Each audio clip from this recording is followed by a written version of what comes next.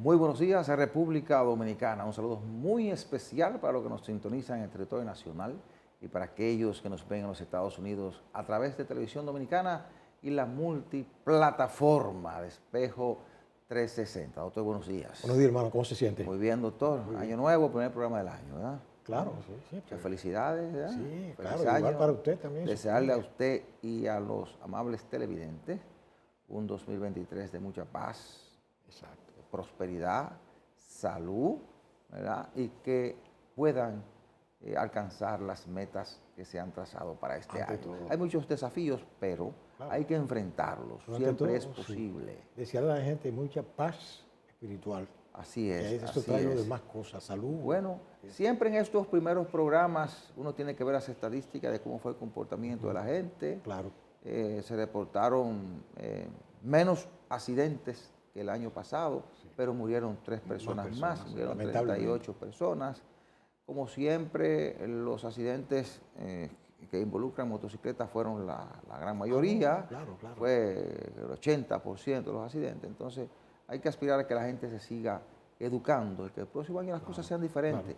Que la gente aprenda a irse más temprano, a venir más tranquilo, a regresar más tranquilo y a tomar las medidas necesarias. Lamentablemente, esos resultados pues llaman mucho la atención, pero van a continuar. Así es. Lamentablemente, porque la gente Bueno. no coge cabeza con eso. Bueno, nos vamos a la semana 360 y regresamos en unos segundos con los comentarios del programa.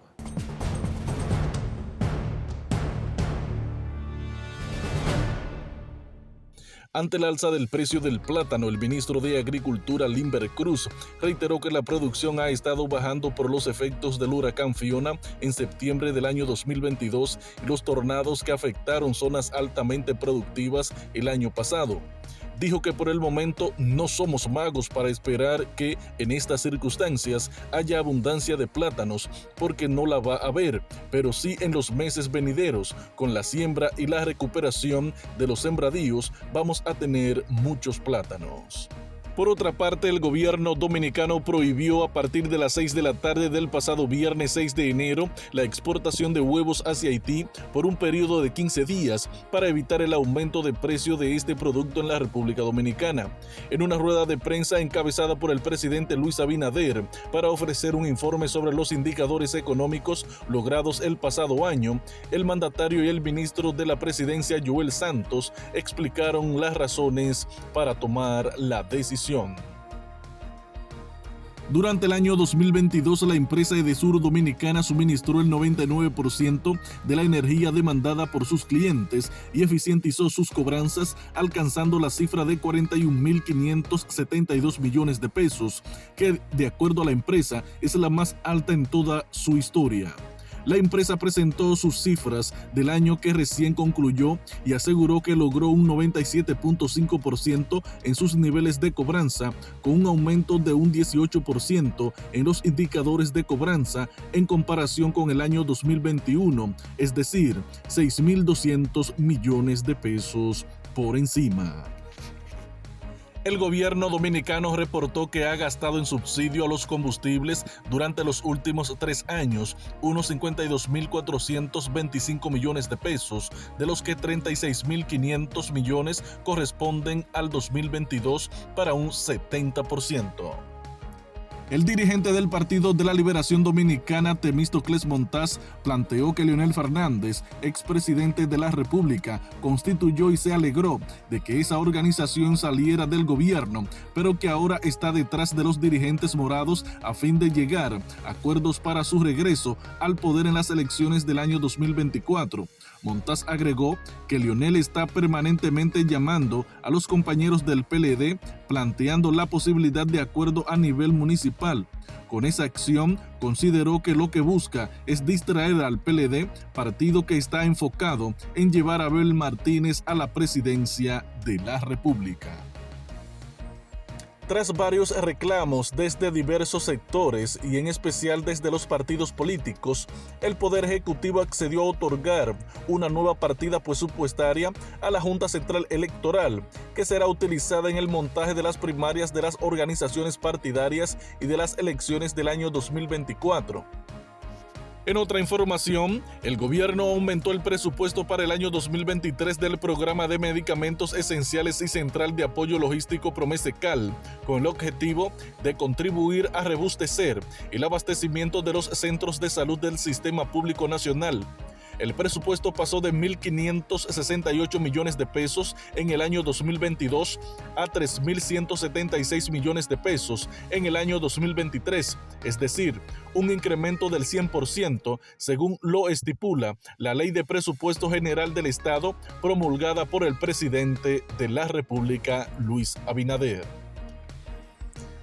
Y en el ámbito internacional, el Papa Emérito Benedicto XVI, de quien Francisco destacó su sabiduría durante la homilía de la misa funeral, fue despedido el jueves en una sobria ceremonia en la Plaza de San Pedro del Vaticano ante unas 50.000 personas antes de ser enterrado en la tumba que perteneció a su admirado Juan Pablo II. En lo que es casi una circunstancia inédita en la historia de la Iglesia Católica, el pontífice argentino presidió el funeral de su predecesor, fallecido el pasado 31 de diciembre a los 95 años de edad, una década después de su histórica renuncia al pontificado, y que fue oficiado por el decano del Colegio Cardenalicio, el italiano Giovanni Battista Re. Hasta aquí el resumen informativo Semana 360. Informó Joaquín Caraballo.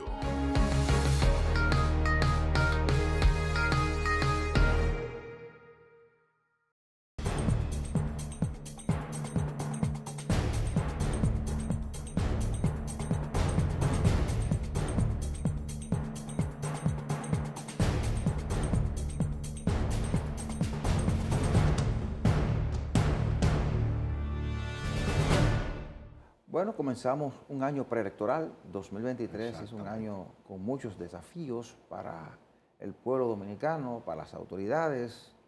Yo creo que las autoridades tienen por delante una gran tarea de mantener los niveles de crecimiento económico. El pasado año crecimos un 5%, las proyecciones son de que crezcamos alrededor de un 4.7% este año. Hay que enfrentar la inseguridad ciudadana, que seguirá siendo un tema prioritario para la gente y debe ser prioridad para el gobierno. El problema de la inflación, el entorno internacional no pinta muy bueno, entonces el gobierno tiene que hacer todo lo posible porque la gente perciba que la situación en materia de precios, de inflación, no es mala, que no sea desfavorable. Es decir, hay que hacer todo el esfuerzo posible por garantizar eso. El tema migratorio sería siendo un desafío para el país, esa inmigración alocada, sobre todo de nacionales haitianos, porque el vecino país todavía sigue sin una solución. Bueno, son de los principales temas que tendremos como desafío de este año. También las elecciones primarias de los partidos políticos, hay que hacer ese montaje, un desafío para la Junta Central Electoral. Bueno, mantener el crecimiento económico e impulsar una educación de calidad. Hay que seguir trabajando en eso. Para mí son de los principales desafíos que tiene el gobierno este año. Esos desafíos son todos importantes y radicales, y no le es tan fácil al gobierno enfrentarlos, porque la mayoría de ellos no dependen de voluntades particulares, sino de esquemas generales. Por ejemplo, el plano de la inseguridad es algo que, imagínense, el control de esa inseguridad no es fácil. Pero hay que trabajarlo. Sí. Pero otro importante también, sin que esto signifique, el orden no altera el producto, es el aspecto, por ejemplo, del crecimiento económico. Porque es que la estabilidad económica, vamos a llamarle macro, ¿verdad? Como se dice, no depende necesariamente de lo interno. Depende de lo interno, pero depende mucho de la estabilidad del exterior. Sí, claro. Entonces, tenemos un referente fundamental para nosotros, que es, por ejemplo, los Estados Unidos, que enfrentaron una recesión, aunque ellos no lo admitieron, una recesión en el 2022, y que según algunos proyectistas, incluso bancos importantísimos, plantean de que habrá una recesión también en el 2023, aunque no tan grave. Dice que será peor. Sí. Dice que las proyecciones de los organismos internacionales son de que el año actual será peor que los anteriores. Por eso yo siempre he planteado que nosotros tenemos que volver a lo que se llama la autarquía económica. ¿Qué significa eso? Lo básico, producir más alimentos para depender mucho menos de la importación de alimentos. ¿Usted comprende a qué me refiero? Usted dirá, bueno, sí, pero vamos a depender de todos modos, materias primas, etc. Eso está bien. Pero cuando usted produce lo que usted se come, usted como que tiene cierta libertad, y cierta, ¿verdad? Entre otras. El tema migratorio, que es otro factor que no depende necesariamente de la voluntad interior, sino que hay organismos que están detrás, que lo sabemos, que eso ya es un tema que se ha manejado con toda la claridad. Y con eso sí hay que insistir, hay que seguir mandando una señal clara, tanto a los organismos internacionales como a nivel interno. Claro. Porque ese es un problema, el presidente lo identificó en un momento. Él dijo, la peor amenaza para la República Dominicana es la situación de Haití. Y es verdad. Pero nosotros estamos teniendo una presión migratoria que es insoportable. Pero esa presión parece que no va a remitir. No. ¿Por qué? Porque hay muchos factores que coadyuvan, como se dice ahora, a que crezca el interés de la mano de obra haitiana, tanto en lo agrícola, ¿verdad?, como en la construcción. Las fronteras están débiles. No, pero siempre ha estado el interés. Lo que ocurre es que la situación se ha deteriorado de aquel lado. Efectivamente. En la medida en que se deteriora, sigue ese flujo de migrantes. No solo hacia República Dominicana, también hacia otros países. Claro, entonces ahí está el problema. Yo siempre he dicho que si se le buscaran soluciones, esos organismos deberían colaborar, y eso tiene mucho sentido lo que planteo, para que Haití busque estabilizarse. A medida que se estabilice Haití, nosotros también vamos a estar más tranquilos. Lo que uno sabe porque ellos no lo entienden. Por eso es que cada vez el discurso de la autoridad dominicana toma mayor peso, porque el comportamiento de los organismos internacionales lo que indica es que al parecer ellos no quieren solución allá, sino que se dé desde República Dominicana. Porque ellos, presionan, y como nuestro país ha dado muestras de un crecimiento sostenido, pues entonces ellos entienden que el país puede soportarlo todo y hacerse cargo de todo. Y a mí lo que me preocupa es que mientras eso se deteriora allá y nosotros recibimos esa presión, todos los esfuerzos que hacemos por mejorar la salud, la educación, la seguridad ciudadana, etcétera, etcétera, todo eso se va perdiendo. Claro. Porque ¿cómo usted garantiza una salud de calidad si usted está planificando para 10 millones de personas y le llegan 2 millones? Mire, usted tiene que llevar a esa gente a las escuelas, a los hospitales, hay que buscar alimentos para ellos. Todo se va deteriorando. Claro. Yo leí hace tiempo, hace muchos años, en un periódico haitiano, Le Nouvelliste. Sí, que es uno de los principales de Haití. Sí, en el cual se planteaba, parece mentira, pero es así, que en Haití se fomenta la emigración haitiana, porque el haitiano está muy ligado a su gente, a pesar de que vive fuera de ahí, busca el dinero donde quiera para mandar a su gente. Uno no entiende en qué se convierte eso, porque cada día la situación está peor allí. Pero ellos fomentan, o sea, las élites haitianas fomentan, presionan para que se vayan muchos. Bueno, para que puedan mandar las remesas. También. Sí, para que puedan sobrevivir. Se quitan un peso si no tienen oportunidad dentro de Haití, lo más lógico es que emigren, ¿verdad? Y aparentemente se quitan un peso de encima. Sí. Pero es que el problema también haitiano es un problema de la injusta redistribución. Porque nosotros tenemos problemas también económicos y de distribución, pero no a ese nivel. ¿Usted comprende? O sea que creo que es uno de los retos muy fuertes que tenemos aquí, porque eso lo toca todo también. Se estabiliza todo. Pero claro, doctor. Claro. Porque es verdad lo que usted dice, nosotros necesitamos la obra, claro que sí. la mano de obra haitiana. Sí, siempre se ha necesitado, pero debe ser un asunto controlado, planificado en función de esa necesidad que tiene el país. Tú necesitas 10.000 hombres para trabajar en los campos agrícolas, ok. Entonces tú deja que entren 10.000 personas que estén dispuestas a trabajar, incluso hasta con su familia si es necesario, les da un permiso especial, se ubican, pues esas personas están identificadas. Claro. Ahora, si tú no necesitas 10.000 personas para los campos y te llegan 30.000, tú vas a crear una distorsión con la mano de obra dominicana en el campo, es decir, para la producción agrícola. Pero así tú lo puedes ir planificando para la construcción, para las obras públicas. Otros países lo hacen. ¿Cuántos dominicanos tenemos en el exterior? Ahora, es un asunto planificado y con la legalidad necesaria que te la da el documento, ¿verdad? El documento de entrada, o sea, de un país, que es el pasaporte, que permite a las autoridades que te puedan identificar, tomar las huellas tuyas, tomar el iris de los ojos, y entonces eso permite desarrollar cierta política para perseguir en caso de que se necesite, por si hay una violentación de las normas de ese país. que no ocurre con los haitianos. Exacto. Vale la pena mencionar que en otros periodos, aparentemente más atrasados que ahora, había un mayor control migratorio, porque siempre ha sido necesario que personas que emigran a trabajar y a ganarse su dinero. Sí. Pero ¿qué pasa? Que en esa época había un control de migración muy estricto, a tal punto de que inclusive no se permitía, por ejemplo, por ejemplo, en el caso del haitiano, digo, que venía a hacer su trabajo, terminaba, ¿verdad? Y entonces era un contrato por cierto tiempo, ¿verdad? Se le daba migración, le daba un... Se hizo cuando Trujillo, exacto, cuando Balaguer, todavía, en los gobiernos del PRD. Efectivamente. Sin embargo, y luego no sé, de nuevo, los gobiernos de Balaguer. De un tiempo acá como que se rompieron esos esquemas y las cosas cambiaron de manera radical. Porque recuerde que de un tiempo hacia acá no tenemos los ingenios azucareros que teníamos, que era donde se hacía ese registro, porque esos braceros haitianos se traían para trabajar en los campos de caña. Y se hacía ese registro. Ahora, a partir del 96, cuando se hace el proceso de reforma de la empresa pública, esos ingenios prácticamente desaparecieron. Bueno, entonces esa reforma le causó más daño al país que otra cosa. Desde el punto de vista económico es una cosa, pero desde el punto de vista del impacto social también.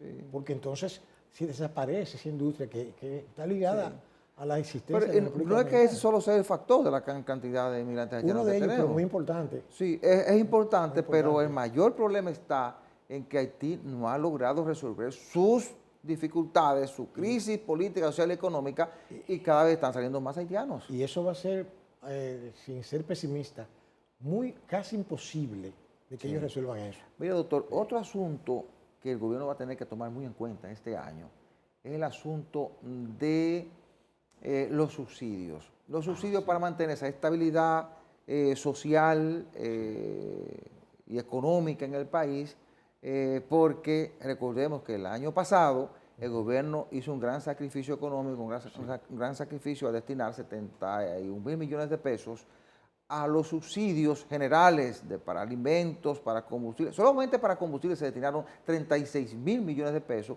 Eso posibilitó que tengamos todavía estables los precios de los pasajes, de los fletes, y eso evita que se encarezcan los productos que son transportados de los campos hacia las grandes ciudades. Correcto. Y así usted va viendo cómo esos subsidios a la energía eléctrica, hacia otros sectores, mantuvieron una estabilidad de precios de productos y servicios que mantiene esa tranquilidad o esa paz social en República Dominicana.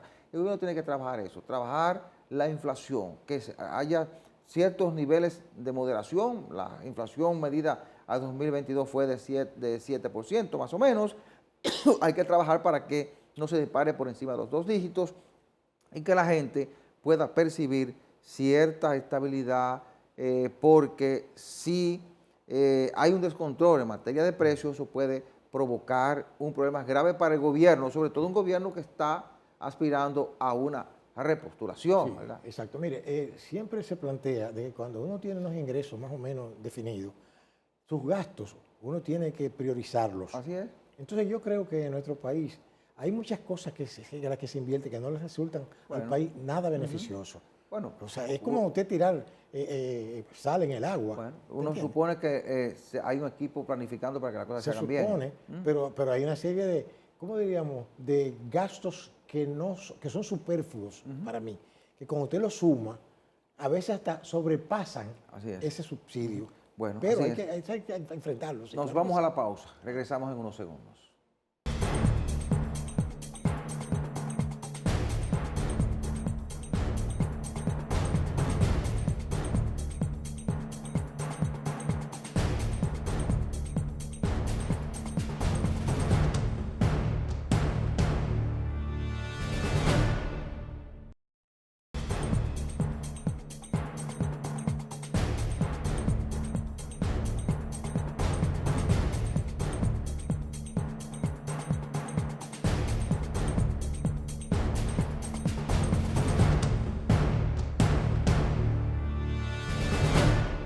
Gracias por continuar con nosotros. Permítanme recordarles que Farmacia Patrizo es la principal red de farmacias en Santo Domingo Este.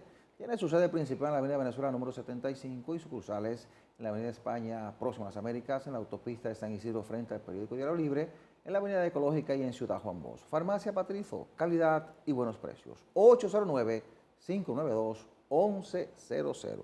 Oiga, doctor, este es un año preelectoral. Los partidos van a las calles. Claro. Los partidos se prepararon el año pasado, el PLD definió su candidato presidencial, aunque falta la formalidad, pero ellos definieron quién es su candidato presidencial y comienzan a venderlo a partir de ahora. Claro. Pero el PRM, que todavía no tiene un candidato definido, pero todo el mundo sabe que será el presidente Luis Abinader, porque de hecho el propio partido modificó sus estatutos para ponerlo acorde con la Constitución, con una señal clara de que van a buscar que el presidente vaya por una reelección presidencial. Bueno, ya uno sabe que será Luis Abinader el candidato de ese partido. Habrá su proceso, pero yo no creo que tenga esa gran amenaza interna en esa organización política por el momento. La cosa puede variar. Claro. Bueno, y Fuerza del Pueblo, todo el mundo sabe que es un partido creado para que el presidente Fernández intente de nuevo ser el presidente de la República y ha estado trabajando para eso. El país está lleno de vallas de Leonel Fernández, ¿verdad? Vallas que invitan a la gente a inscribirse en ese partido, pero que en el fondo es una propaganda para los candidatos de ese partido, especialmente el presidente Fernández. Y además, pues la Junta ha estado trabajando para esto. Es decir, que a partir de ahora entramos en política dura, en campaña dura, porque ya hay que comenzar a trabajar en la pre-campaña de los candidatos a alcaldes y a jefes de delegaciones de distritos municipales, porque las elecciones municipales serán el 18 de febrero. Entonces, ya esa gente usted no la va a poder parar. Esa gente va a salir para la calle a hacer campaña política. Claro. Y las primarias serán en octubre. Entonces, usted tiene que hacer la campaña electoral. Mire, yo me pongo a observar la realidad que se vive aquí. Y a pesar de que haya muchas dificultades aparentes dentro del gobierno, ¿verdad? Del partido del gobierno, tiene muchas ventajas. Porque, por ejemplo, tiene ventajas en el sentido de que la oferta, por ejemplo, de opositora, no es nada novedoso. Creo que usted me sigue, no es nada novedoso. Sí. No es que no sea buena. Bueno, eso, en política no hay cosas buenas ni malas, sino útiles, ¿verdad? Útiles. Y usted se refiere a la oferta. Exacto, claro. Y el electorado es muy voluble. Pero aunque los grupos progresistas del país se están articulando, supuestamente van a llevar una candidatura común. Pero esos grupos progresistas, todavía este país, no es tan fácil, un país como el nuestro. El atavismo cultural que tenemos aquí. Pero están, parece, aprovechando el boom que hay en América Latina, donde el progresismo ha ido creciendo. Por eso yo nunca olvido lo que planteaba el doctor Balaguer, de un factor que nadie toma en cuenta, que es la masa silente. Sí. Entonces no es lo que están haciendo bulla, con un pote de ron en el bolsillo, en una campaña electoral, no, es la gente, el común, la que no se oye. ¿Usted comprende? Sí. Aparentemente. Que decide. Que era que decide. Y hay otra cosa, hay una nueva generación que tampoco está. Yo me sorprendo a veces cuando oigo jóvenes conversando, muchachos de 20 años, claro, que se están preparando. Con ciertos valores. Se están preparando. Acá, pero espérate. No es como uno decía, que uno creía que era un tigueraje. No, espérate. Entonces, hay valores. Ese tigreaje es una franja que no es mayoritaria, es mínima. El que hace bulla, el que uno lo ve en las redes, en los periódicos, pero la gente que forma la base social de este país tiene otros conceptos, ¿entiendes? Entonces, claro está que aquí van a venir nuevas opciones, ¿verdad? Es lógico, y esa es la democracia. Claro. Diferente a diferentes países por ahí, que no hay opción de nada, porque usted tiene que votar por lo que le ponga. Son votaciones, no son elecciones. Claro. Nosotros por lo menos aquí, con todos sus errores y con sus fallas, tenemos un sistema que no es perfecto, pero que más o menos nos permite mantener una democracia que todavía sigue siendo un ejemplo en América Latina. Claro, exactamente. Entonces, ¿qué pasa? Que esta campaña, que ya siempre había afirmado que las campañas no empiezan un año antes, empiezan el mismo día 16 de agosto, cuando se toma la posesión del poder. Al otro día ya están haciendo campaña. Claro. Primero el presidente que entró. Sí. No nada más, todos los que han entrado ahí están en lo mismo. Y después, pues entonces, unos juegan al tiempo. Sí. Pero al final de cuentas, como dice el refrán campesino, al echarse las palomas, claro, entonces ahí que se define. Hay un detalle, por ejemplo. ¿Usted recuerda cuando Danilo Medina se juramentó como presidente? Que la semana siguiente comenzó a implementar las famosas visitas sorpresa. Exactamente. Esas visitas sorpresa fueron la primera señal de que Danilo iba por la repostulación presidencial. Sí. Pero algo similar ocurrió con Luis Abinader. Cierto. Luis Abinader, al día siguiente de su juramentación, se fue para Pedernales. Mandó una señal de que algo que había anunciado en su discurso de toma de posesión, le iba a dar continuidad, que es la Pedernales, la explotación turística de Pedernales. Y se fue al día siguiente a Pedernales, a Bahía de las Águilas. Se fue con su esposa, creo que con 2 de sus 3 hijas, varios funcionarios, y ahí hizo un anuncio de que iba a trabajar por el desarrollo turístico de Pedernales. Correcto. Yo me di cuenta que ahí mismo comenzaba una estrategia para el 2024. Pues de hecho, la Constitución no te impide ser candidato de nuevo a la presidencia de la República, aunque tiene un impedimento de su partido, que fue ya incluso superado. La Constitución no se lo impedía, como ocurría en tiempos anteriores. Y comenzó a trabajar, igual que Danilo, comenzó a trabajar por la repostulación. Y usted va analizando cada uno de los pasos que da el presidente y todos están muy enfocados a alcanzar logros, lógicamente, porque está gobernando y es a lo que uno aspira, a que gobierne bien y que responda a las expectativas que ha creado en torno a la población. Pero usted analiza el discurso, él dice, no, yo no voy a la reelección ahora, incluso hace un truño cuando alguien se pronuncia, porque él sabe que su reelección depende del pueblo y el pueblo va a valorar que los resultados de su gestión. Entonces está concentrado en alcanzar logros para presentarlos ahora, porque de ahí depende el 24. Cierto, pero es importante que yo le señale esto también, que las dificultades, por ejemplo, que pueda acarrear el actual presidente para buscar una repostulación o reelección, eso es diferente a la que, por ejemplo, enfrentó Medina, que él hizo un trabajo, pero que la Constitución no le permitía ser candidato y después intentó hacer un cambio de la Constitución y mire lo que resultó. Pero él no la modificó para la reelección. No, yo me refiero que yo me refiero no hubo modificación. Después del día hubo modificación a la Constitución. No, pero recuérdese que hubo una modificación constitucional en el 16, ¿verdad?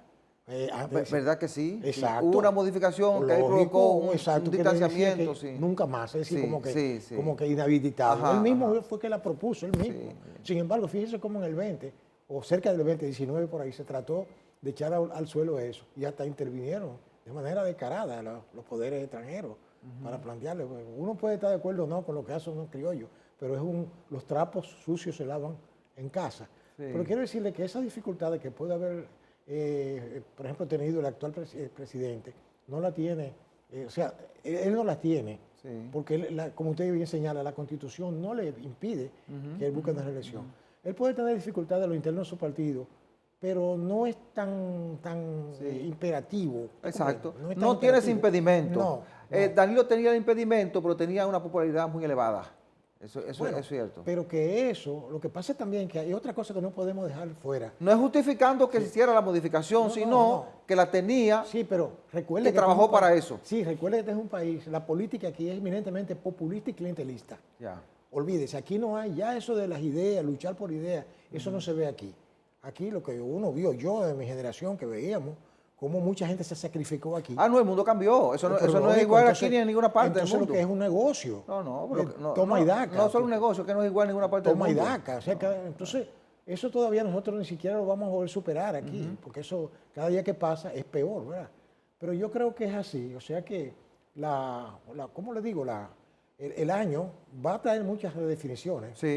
Claro. Muchas redefiniciones. Claro, y el presidente vamos a ver ahora muchas inauguraciones. Efectivamente. Porque es parte de una estrategia para potencializar esa candidatura. Es que todos lo han hecho así, inclusive el mismo Balaguer lo tenía como y de hecho, Abinader no tuvo tiempo de inaugurar obras, porque comenzó a construir en el 2020. Claro. Entonces, las grandes obras se van a comenzar a inaugurar ahora, que de hecho la oposición le estuvo diciendo a Abinader, lo estuvo calificando como un presidente del Picasso. Eso decían los senadores del PLD en el Senado. Exacto. ¿Y por qué?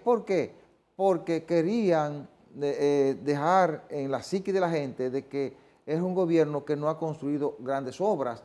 Pero parece ser que la estrategia ha sido construir esas grandes obras e inaugurarla en el año preelectoral. Ese fue el error que cometieron algunos opositores, de señalar la parte aparentemente débil. Entonces tú lo que haces es que la ataca por ahí y le quita el discurso. Claro, que de hecho, eso es una técnica. Que de hecho el presidente Abinader creo que lo ha hecho correcto. Es decir, dejar a un lado, aunque esté trabajando para la elección, dejar a un lado la promoción de eso de manera directa Claro. Es decir, hacer entender a la gente que no está en eso, porque realmente está. Exactamente. Y trabajar para luego presentar resultados, porque eso es lo que define si puede o no lograr la reelección como presidente de la República. Nos vamos a la pausa. Regresamos en breve.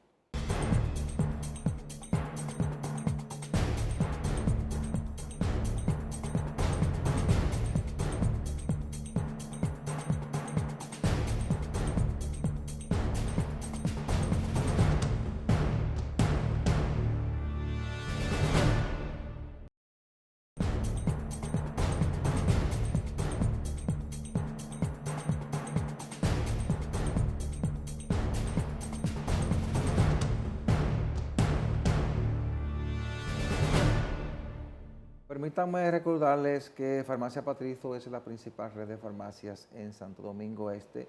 Tiene su sede principal en la Avenida Venezuela número 75 y sucursales en la Avenida de España, próximo a las Américas, en la autopista de San Isidro, frente al periódico Diario Libre, en la Avenida Ecológica y en Ciudad Juan Bosch. Farmacia Patrizo, calidad y buenos precios. 809-592-1100.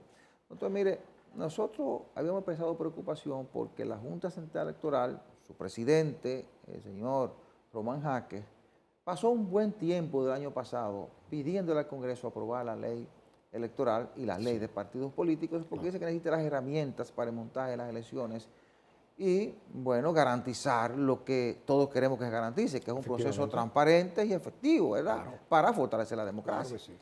Resulta que eso no se ha logrado todavía y la legislatura vence el día 12. Pero además, el presupuesto que mandó la Junta fue de 18.000 millones de pesos al Congreso Nacional. Sí. Pero, ¿qué ocurre? Le aprobaron 8.000 millones de pesos. Sí. La Junta dijo, nosotros necesitamos montar las elecciones no es el 24. Las elecciones se montan desde que pasan las elecciones del año anterior. Sí. Se comienzan a montar la de los 4 años siguientes. Y decía que el mayor presupuesto se invierte en el 23. Sobre todo ahora, que hay que montar 3 procesos, 5 procesos. Primarias de los partidos políticos en octubre, luego ahí mismo, 15 o 20 días después, convención de delegados, si los partidos deciden hacer convención de delegados. Al año siguiente, meses siguientes, en febrero, las elecciones municipales, en mayo las presidenciales y congresuales, y si no hay una definición de primera vuelta, montar la segunda vuelta, son 5 elecciones. ¿Qué ocurre? Yo vi al presidente de la Junta muy optimista en las pasadas semanas de que iba a haber parece que una salida. Bueno, y a principios de esta semana, el martes, se reunió con el presidente Luis Abinader, el pleno de miembros de la Junta, visitó el Palacio, parece que a instancia del presidente, se reunió con el presidente, y bueno, le han agregado unos 4.500 millones de pesos, 500 millones de esos, que son, parece, de deudas del año 2022. Exacto. Pero bueno, ya no serán 8.000, serán 12.000 y pico de millones de pesos, y además dejaron un canal abierto de que haya una conversación franca con aduana, con Hacienda, por si hay que hacer algún tipo de modificación. Es decir, que hay el interés de que no le falte recursos a la Junta para montar las elecciones, que eso es lo que se quiere, que no falten los recursos, pues la Junta se encarga de hacer el proceso, de montarlo, pero los recursos deben faltar. Mire, yo siempre he planteado que la democracia tiene un precio. Claro, y hay que pagarlo. Y el que quiere disfrutarla tiene que pagarla. Así es. Entonces nosotros, para nosotros, por ejemplo, la Junta se convierte en el organismo fundamental para la paz social, de que un proceso electoral salga lo más transparente, lo más diáfano posible, en primer lugar. Pero también resulta que necesita un marco legal. Ese costo de la democracia necesita un marco legal para evitar entonces después esas cosas que uno veía en el pasado, que terminaban en desastres, ¿verdad?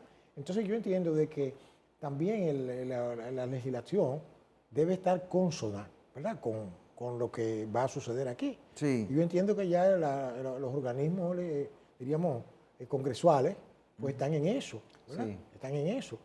Pero yo creo que lo prioritario para mí, bueno, diríamos que las dos cosas son prioritarias, el marco legal y el marco económico. No, porque ahí hay un problema, es que le están aprobando una ley que parece que se la quieren aprobar cuando casi no haya tiempo para ejecutarla, pero quitándole poderes a la Junta hasta para sancionar y para perseguir en momentos en que la Junta entiende que se ha violado incluso hasta la rendición de cuentas de los fondos que reciben, hasta para eso. Entonces, es decir, te van a poner una ley a última hora para que tú la apliques, pero no te van a dejar las garras para que puedas hacer el montaje que tú necesitas. Exacto. Entonces eso es una manipulación política. Claro que de sí. esa ley. Que parece que se ha dado con esa ley, con la ley de partidos políticos. Recordemos que esa ley que se está discutiendo de nuevo ahí, el Constitucional prácticamente la desarticuló porque aprobaron tantas cosas contradictorias con la Constitución que el Constitucional terminó desmembrándola. Es cierto. Entonces, porque fue a la carrera, a última hora, como parece pretenden aprobar esta. Porque están dando larga, el presidente le dijo, no tenemos mucho tiempo, hay que aprobarla. Si la quieren aprobar y que se aplique, tiene que ser ahora, antes de que vence esta legislatura, que vence el día 12. Claro, lamentablemente, ese es el tipo de legisladores que tenemos nosotros aquí. Que no tienen, o sea, no, yo no estoy criticándolo porque yo me considere como un ente moral como juez. No, yo nunca he pretendido. Yo como ciudadano común entiendo de que la gente tiene que aprender a como elegir mejor las personas que... Mire, doctor, mire la queja que tenía Román Jaques, decía, yo necesito una ley que me dé las garras para sancionar. Correcto. Y para poder garantizar que realmente voy a hacer un montaje que garantice equilibrio. No quiere que le pase lo que pasó en febrero de las elecciones del 20, que prácticamente estuvimos a punto de un enfrentamiento en el país. Por una situación que se dio en la Junta, que hubo que suspender las elecciones. No hay nada más peligroso para la democracia que tener que suspender unas elecciones. Claro, incluso... Porque eso te puede provocar una inestabilidad política y social que te lleva de paro los logros que tú has alcanzado en un país. Entonces, decía él que el presidente se comprometió a tratar con los legisladores, parece, o a impulsar que desde su partido, que tienen mayoría en el Congreso, se aprueben los puntos sobre la fiscalización, rendición de informes de gastos financieros y la penalización de los candidatos que no cumplan con la medida. Oiga, ¿por qué se comprometió? Porque es que en el Congreso lo aprobaron de una forma que la Junta queda sin las herramientas necesarias para sancionar ese tipo de violaciones. Es decir, eso hay que cambiar en la Cámara de Diputados, porque la Junta de manera inteligente, o los jueces, los miembros de la Junta de manera inteligente, analizaron el proyecto, mientras otros disfrutaban de la Navidad, lo analizaron para decirle a la Cámara de Diputados, estos son los aspectos que nosotros entendemos que hay que corregir, y les dijeron, nosotros necesitamos que nos corrijan el asunto ese, los puntos de fiscalización, que lo sacaron, lo eliminaron, la de rendición de informes sobre gastos financieros, hay que rendir informes, son miles de millones de pesos que dan a los partidos políticos, y rendirlo bien, y la penalización de los candidatos que violen las normas. Por eso la Junta no ha podido hacer nada, los candidatos tienen el país lleno de afiches y de vallas cuando la ley dice que no. Ahora, hay una decisión de condicional que impide que la Junta tome las decisiones y le está diciendo con eso, aprueben la ley que necesitamos para nosotros poder perseguir y garantizar equidad en el proceso, transparencia y garantizar que la gente va a unas elecciones para realmente elegir qué es lo que queremos. Eso es lo que queremos. Yo siempre he dicho que esa ha sido una de las consecuencias negativas de ese regalo de dinero que se le hace a los partidos políticos. Partido, uno puede decir partido, pero hay de todo. Mira, y la idea original fue buena. Fue sacar del accionar político el dinero del narcotráfico, el dinero del lavado de activos, el dinero sucio de la corrupción, pero eso es tan fuerte. Eso sigue haciendo. Eso es que hasta legisladores están involucrados en eso. Así o sea, es. Que lo que demuestra que eso no tuvo ningún efecto. Mire, doctor, y hay un asunto interesante que se trató en esa reunión con el presidente, que es lo de la modificación a la ley sobre la regulación del registro civil. El presidente dice que va a necesitar recursos porque se quiere digitalizar todo. Ese proceso de digitalización comenzó con Roberto Rosario, pero este presidente de la Junta lo quiere completar y necesita fondos. Déjeme decirle algo sobre esa ley, que yo con mi condición de abogado, pues, cuando uno estudió, tuvo que verla y la trabajé mucho. Esa es una de las leyes que yo he visto sobre asuntos civiles más completa que ha habido en este país. La 659 lo contiene prácticamente todo, pero hay que actualizarla. Hay que actualizarla, claro. Hay que actualizarla. Como todo en la vida. Efectivamente. Así es. O sea que no hay que romperse mucho la cabeza para que eso se ponga al día. Así es, doctor. Nos vamos a la pausa. Regresamos en unos segundos.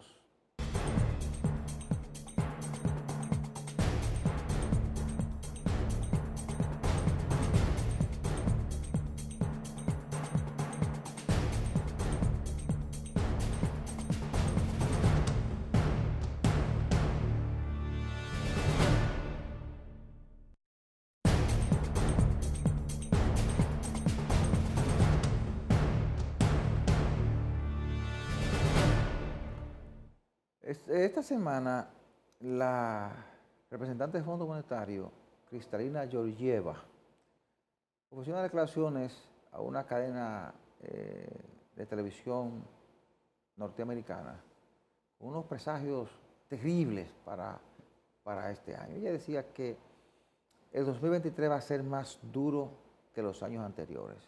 Imagínense, si va a ser más duro que el 21 y que el 20, la situación va a ser difícil. Dice ella que va a haber recesión económica en Estados Unidos, en buena parte de Europa y en China. Entonces, esto coincide con los informes del mismo Fondo Monetario que decía que las economías no van a crecer este año. Decía también la CEPAL que en América Latina pocas economías van a crecer, cita incluso la de República Dominicana, pero van a crecer menos que el año anterior. De hecho, República Dominicana dice que el crecimiento va a ser de 4,7%, no de 5% como fue el año pasado. Entonces, hay que prepararse para eso, doctor. Es decir, como país, las autoridades tienen que prepararse para eso. ¿Qué debemos hacer? Yo creo que hay que sentar ese equipo económico y, si es necesario, convocar a gente con mucha experiencia para ver el entorno internacional y seguir trazando estrategias que nos permitan a nosotros mantener niveles de crecimiento, inflación estabilizada, para que podamos sortear esta crisis que todavía es producto de esos reflejos que estamos viendo del COVID-19, de esa pandemia de COVID-19 que afectó el mundo y que sigue afectando, y esa guerra sorpresiva de Rusia con Ucrania que ha provocado una inestabilidad en el mundo. Yo siempre he afirmado de que cuando hay factores que son externos, es muy difícil controlar una situación interna. Sí. Y hay muchos factores externos que llevan a eso. Pero usted se prepara. Sí, ¿Por claro. qué decía usted al principio de este programa? Pues sí. Hay que producir, decía, vamos a volver a la autarquía. Por eso le digo. Pero fíjese, hay algo que a mí me llama mucho la atención cuando veo los partes internacionales.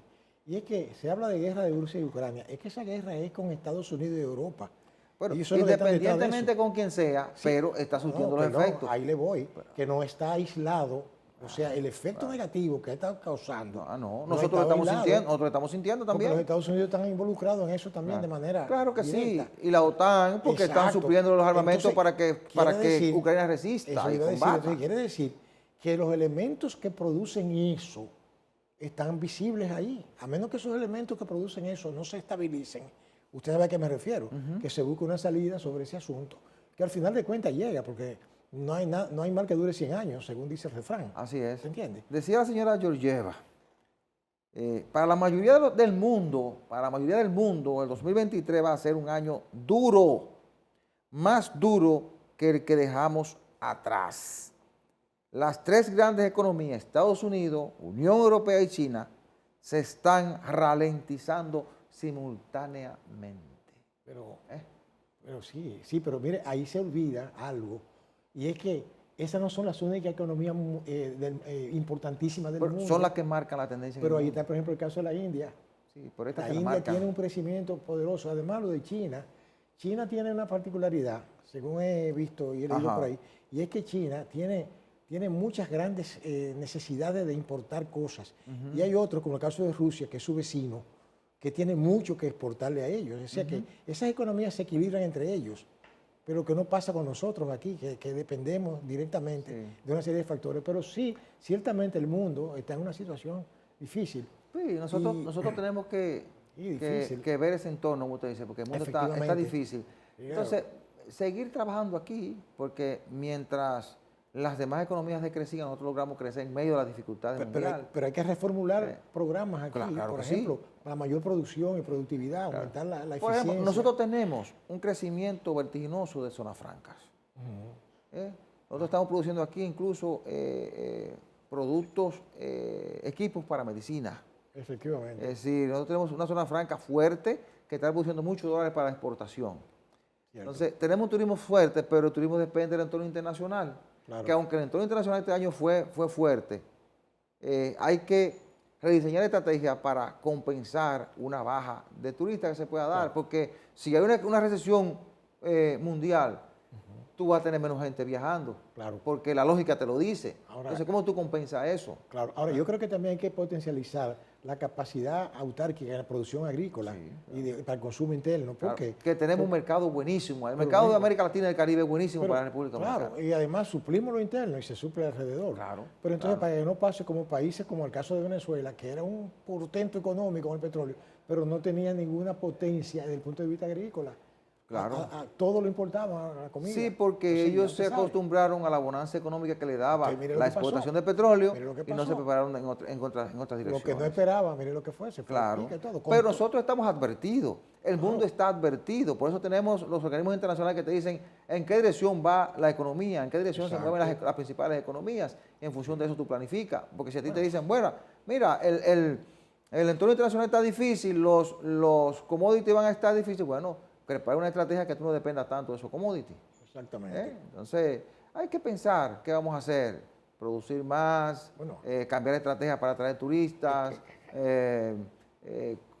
Vi que cuando dejaron de llegar los rusos y los ucranianos, que eran una cantidad considerable, el Ministerio de Turismo salió a buscar turistas por otros países que no tenían la situación que tenían. Entonces, fueron compensando. Incluso cerramos el mejor año en materia de llegada de turistas, con más de 7 millones de turistas, algo impensable, ¿verdad? Bueno, entonces, sobre todo con un entorno internacional como el que tenemos. Exacto. Pero, insisto, usted tiene razón cuando dice hay que pensar en producción nacional, no solo de servicios. Sí, no solamente para traspasar esa bonanza macroeconómica a lo microeconómico. Claro, que vaya presionando. No, y que el crecimiento del turismo se lo pasa a la micro, porque hay una grande rama. Efectivamente. Ahora, tú dependes de quien llegue. Exacto. No es que no va a llegar igual o más cantidad de personas, pero lo que hay es que prever, porque nos están diciendo que el entorno internacional no va a ser bueno.